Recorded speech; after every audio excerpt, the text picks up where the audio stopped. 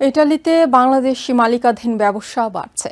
এর মধ্যে রেস্টুরেন্ট খাত প্রবাসী বাংলাদেশিদের সবচেয়ে জনপ্রিয় ও সফল উদ্যোগ হিসেবে স্থান করে নিয়েছে। দেশীয় খাবারের স্বাদ ছড়িয়ে দেওয়ার প্রচেষ্টায় বহু বাংলাদেশি রেস্টুরেন্ট খাতে যুক্ত হচ্ছেন।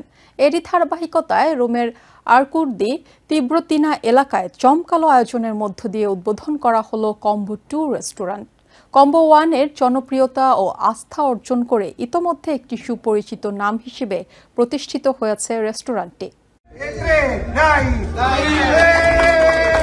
উদ্বোধনী অনুষ্ঠানে রেস্টুরেন্টের কর্ণধার মোহাম্মদ আলামিন বলেন, প্রথম শাখার সাফল্যই তাদের নতুন শাখা খুলতে উৎসাহ দিয়েছে।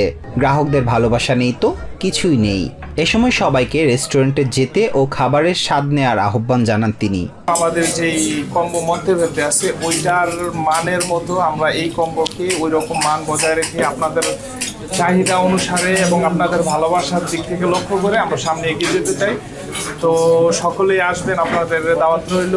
উদ্বোধনের দিন খাবার উপভোগ করতে আসা অনেকেই জানান কম্বোর নাম ও মানের সুনাম তারা আগে থেকেই জানেন।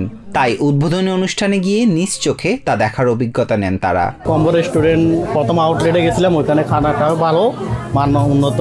এখন এখানে উদ্বোধনী অনুষ্ঠান, এখানে আসলাম, এখানে খানাটাও মান উন্নত মানের দেশের খাবারের সুস্বাদ পেতে চান আপনারা অবশ্যই কম্বোতে আসবেন। কম্বোর কোনো বিকল্প নেই।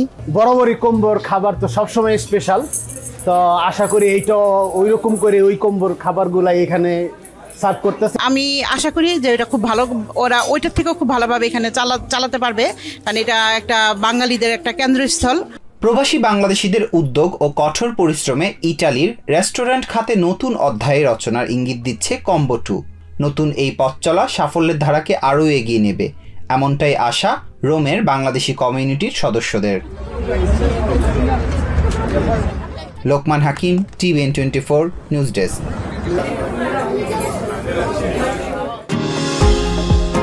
নিউ ইয়র্ক থেকে সম্প্রচারিত TVN 24 টেলিভিশন বিশ্বজুড়ে বাঙালির কণ্ঠস্বর।